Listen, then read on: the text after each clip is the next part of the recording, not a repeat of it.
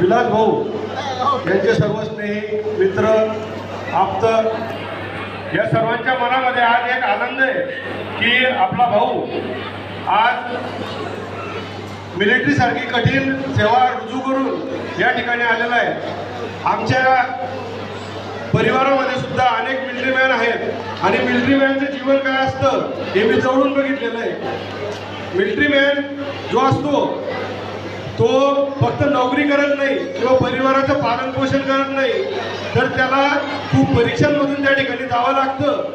Military man बनत असताना सर्वात प्रथम आपले नातेवाईक आप्त मित्र घरचं सर्व परिवार सोडून जाण्याचा त्यागाची भावना ही त्याच्या मनामध्ये असावी लागते।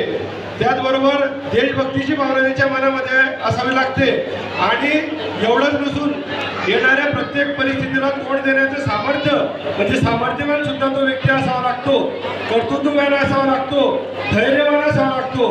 कारण 15 वर्षाची मिलिटरीची सेवा करणं हे आपल्यासारख्या साधारण माणसाचं काम नसतं। त्याच्यासाठी खूप मनामध्ये धैर्य ठेवावं लागतं। जरी आपल्या नातेवाईकांची आठवण आली तरी सुद्धा मन हे स्ट्रॉंग ठेवावं लागतं आणि अशा परिस्थितीमध्ये जो नोकरी करतो तो साधारण मनुष्य नसतो, त्याला खूप पाठबळ आणि धैर्य सर्व समाजाचं लागत असतं, परंतु ती करण्याची इच्छा असावी लागते। असाच माणूस हा नोकरीमध्ये सेवा करू शकतो।